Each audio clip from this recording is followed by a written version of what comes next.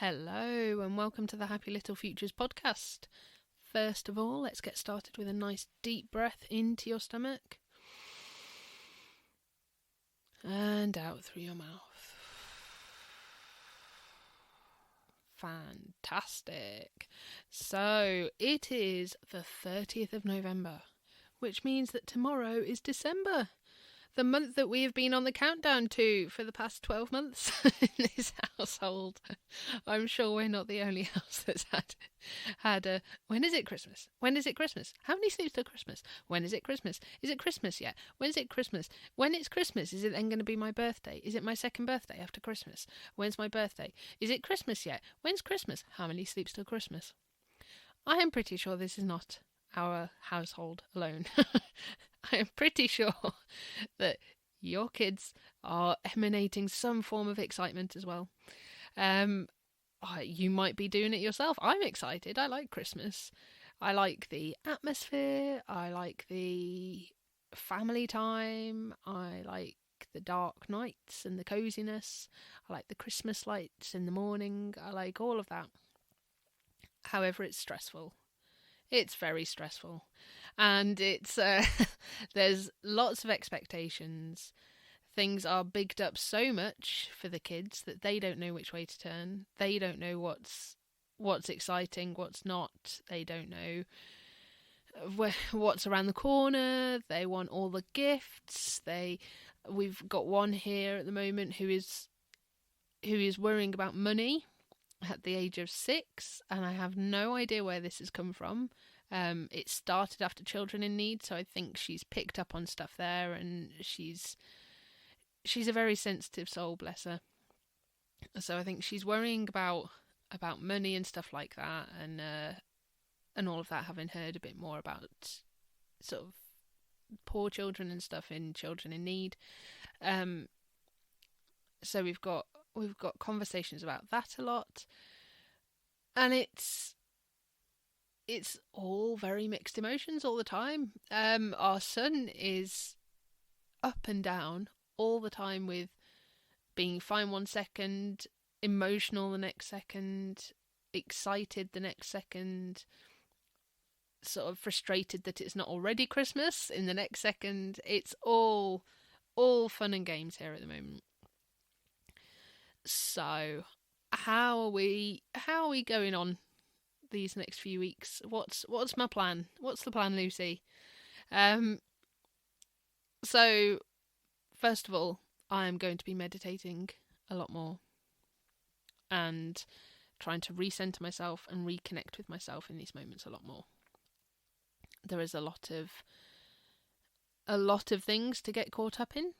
There's a lot of general, advertising and all of that sort of stuff is just utter rubbish, isn't it? Let's face it. It makes you feel you're constantly bombarded, especially this time of year, especially the kids this time of year, with look at this amazing thing, do this amazing thing. Christmas won't be Christmas without X, Y, and Z really expensive thing flying around you all the time.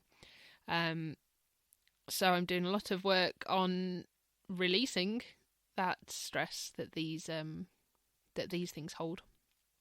A lot of work on releasing the worries that things won't be perfect, because quite frankly, for me, the perfect Christmas is just a quiet one with my family, cuddled up on the sofa, playing board games, doing jigsaws, all that sort of stuff. So a lot of work on releasing expectations, a lot of work on releasing that feeling of not good enough. So obviously, as a parent in general, there can be a lot of guilt and pressure held within, and a lot of, it wasn't like I wasn't there for them enough, I wasn't doing this enough, this wasn't good enough, they didn't eat this piece of sweet corn, therefore the whole of dinner was awful. You get that, don't you, as a parent in general? Christmas amplifies it because they're hearing different things from different friends, from different people, and it's just not One family's expectations of Christmas cannot reflect another's. One family's traditions of Christmas are not the same as another's. Our family's Christmas will not look like the majority of their friends' families at Christmas. I think more and more people are feeling the pinch nowadays at Christmas.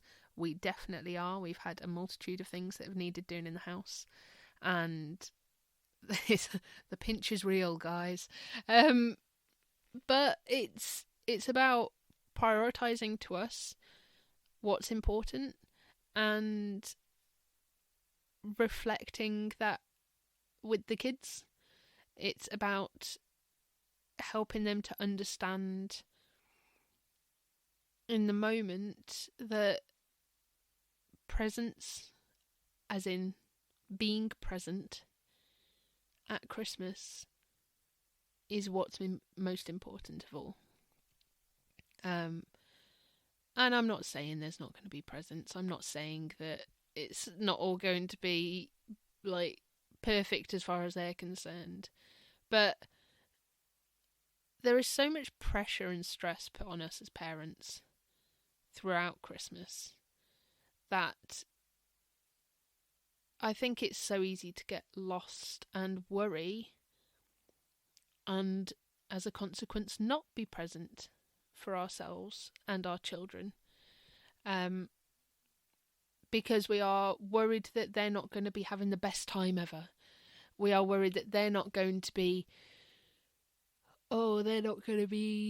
enjoying every second, and they're going to only have one present that they like, or they're going to have no presents that they like, that on Christmas morning they'll come down and they'll see a pile of 1, 2, 3 presents and do a Dudley Dursley and where's my presents last year I had, and and all of that sort of stuff. And so in this moment it's very difficult to be present when you've got all those stresses and worries going on. So I'm going to be meditating more to help release stress, release worry, release anxiety over Christmas. We're going to be talking a lot over the next month about, in passing more than anything, about the things that we enjoy as a family, about the things that we've always loved at Christmas, my husband and I, and focusing on family. I've spoken before about focusing on self-care, and we're going to be focusing on family, focusing on what Christmas means to him and I, and sort of passively spreading that message amongst our lot, because they're very young. You can't have a conversation with we probably could have a conversation with our 6-year-old if she had the attention span for long enough. We definitely couldn't have a conversation with our 4-year-old about Christmas not being about the presents and stuff, which as adults is what we feel now. It just wouldn't work. But we can have a conversation with each other, with them around, about what we look forward to at Christmas, what's important to us at Christmas, what we're looking forward to most at Christmas. We've already had our sort of Christmas present to each other a couple of weeks ago, where we went out and saw a comedian and had some food, and that was our Christmas present, and it was lovely because we got to spend that time together. We got to go out and do something we haven't done in years. We got to sit and laugh and talk without distraction, and it was truly wonderful. And I think for the kids, seeing Christmas where him and I don't get presents, really, I might get him a chocolate orange, guys. But that's probably it. So maybe some shrimps and bananas if he's lucky. Um, so, so for the kids to see a Christmas where we don't really get presents because we've had that gift of time together, that gift of something else, of an experience. Um, I think actually it's going to be quite an important thing for them. Um, and spending that time together over Christmas and having the opportunity to do so is also important. It's a very different build up to Christmas than we've had for years now, with him not working away all the time, not having that tension of are you going to suddenly get sent away last minute on Christmas Eve and stuff like that. Um, it's a very different build up for us this year. He's going to be around to see them open their advent calendar every morning. We've got little things that we can do every day to build up to Christmas that we're looking forward to.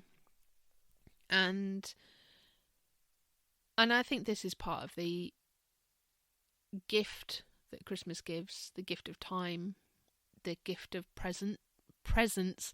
Gosh, it's confusing this week saying presents and presents. I need to come up with another word for being present, I think. Or giving presents.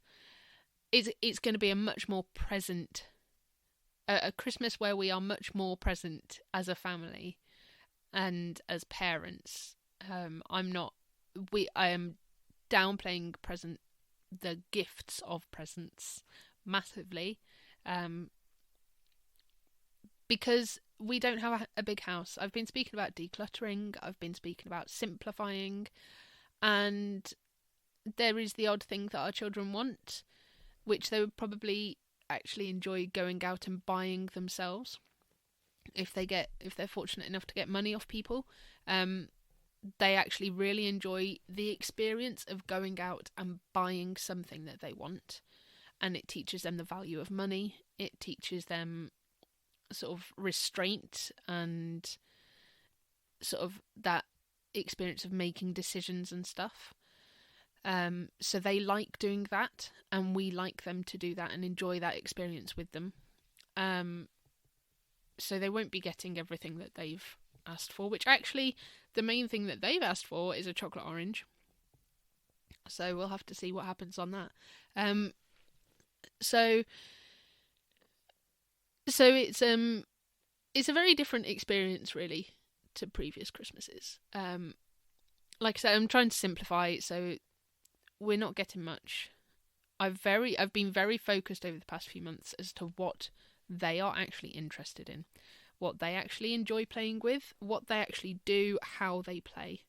And I've been focusing a lot on this for a few months since the summer, because I've been decluttering, but also in doing that and focusing on it in a decluttering view, I've noticed more what's important to them, what things they enjoy. So it's going to be more a focus on maybe not the things that are sold to them in adverts, but more on the people that they are. I'm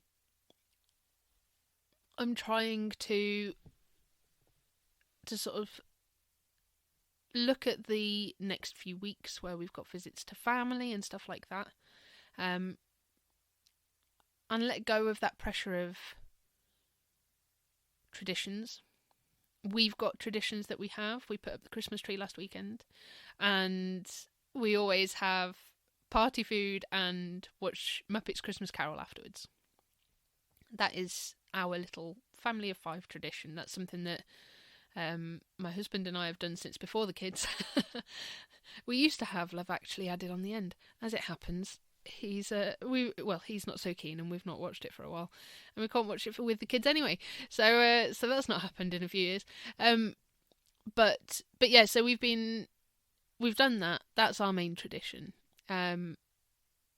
Christmas dinner for us isn't the same as a traditional Christmas dinner of turkey and stuff like that, because my husband has PKU, so he can't eat meat and stuff. So we tend to have mushroom pie. Now the kids are getting a bit older, I might make some pork on Christmas Eve and then have that. But it's a very low key event in that sense. It's more about being present with each other at Christmas. Christmas dinner itself is about the experience. We could have cheese and crackers on the floor as a picnic for Christmas dinner, and as long as we were with each other and being present with each other at that meal, for me that would be the perfect Christmas dinner. And so I think in this sense, releasing traditions is quite an important thing. We normally do have Boxing Day at our house as a family. I've said quite shamelessly to my family this year, I've said we're not doing Boxing Day because I need a year off. I don't want to do it this year. It's not that I don't want to see you all, I just don't want that pressure this year. I'm not feeling it. And actually, no one has turned around and said, you selfish so-and-so, I can't believe you're not doing that. Because I think everyone, whilst it's been tradition technically for us to do that for a few years now, I think everyone's tired. I think everyone's busy. I think everyone's looking forward to the break. Christmas falls very strangely this year, doesn't it? On a Monday, which means that the kids break up on the Friday, and then we have one day, and then it's Christmas Eve, and then it's Christmas Day. So it's a very quick, oh look, it's Christmas, there, it's happened sort of thing. But also it means that we've got a couple of weeks to relax afterwards, rather than a week of building up to it like last year, and then a week of sort of, oh, quick, see everyone, do everything, oh, okay, now bye, it's time to go to school again. Which was not fun. I didn't enjoy that last year. So it's a very different Christmas. Like I said, I'm working on meditating more, releasing stress, reconnecting with what is actually important to us as a family, what is important to me at Christmas, what is important to my husband at Christmas, and helping our children to understand over time, over the years, what is important to them at Christmas. And I think simplifying things to being about reconnecting, releasing stress, and being present, I think is such an important thing. And I think is a gift that we can pass on to our kids this year and begin to pass on every year going forwards. I was trying to think of a posh word then, henceforth and forthwith, and I don't, be honest, I'm not the best when it comes to English. So I gave up and then told you about it. So that was good, wasn't it? So we're going to be focusing on reconnecting, being present, and releasing stress, releasing that and relaxing. I have a coaching package coming out for you. It's got a 10-minute meditation in for you to do every day, if you wish, or as often as you wish, for Christmas, and it's just as appropriate to be used after Christmas. But also it has a coaching audio with it on how you can have a mindful Christmas, how you can release that chaos of Christmas and create a calm Christmas together and be present with your children. So keep your eyes peeled. That will be out on the 1st of December. 1st of December. That's a really hard word to say today for some reason. So keep your eyes peeled for that, because hopefully that will help to equip you with the sorts of tools that we're using at home, and help to coach you into a calm Christmas. So enjoy that, and I hope that your December gets started off calmly and relaxed, and that you are able to enjoy and be present with your family over the next few weeks. I will obviously be doing the podcast for the next couple of weeks. I'll have a couple of weeks off at Christmas. But in the meantime, I thought, with December approaching, and that the 1st of December for me almost feels as exciting half the time as Christmas Day, because the kids are like, oh, advent calendars, oh, December, that means Christmas. At school we get Christmas jumpers for a month.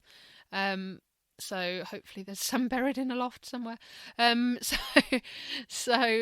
it's sort of that final hurdle towards getting to the calmness of and relaxed point, hopefully, of Christmas. So listen to. Well, I'm saying listen. I don't know why I'm saying listen. You've listened to this. You've listened to me ramble on. You know that I've got a fantastic coaching package coming out for you, if you wish. You can find that on the website. And yeah, let's do this, guys. Let's go off and have a wonderful present Christmas. And I'll speak to you soon. Oh, before we go, let's do that nice deep breath. We take a deep breath into our stomachs and out through your mouth. There you go. Nice and relaxed. Right. I will speak to you soon. Bye.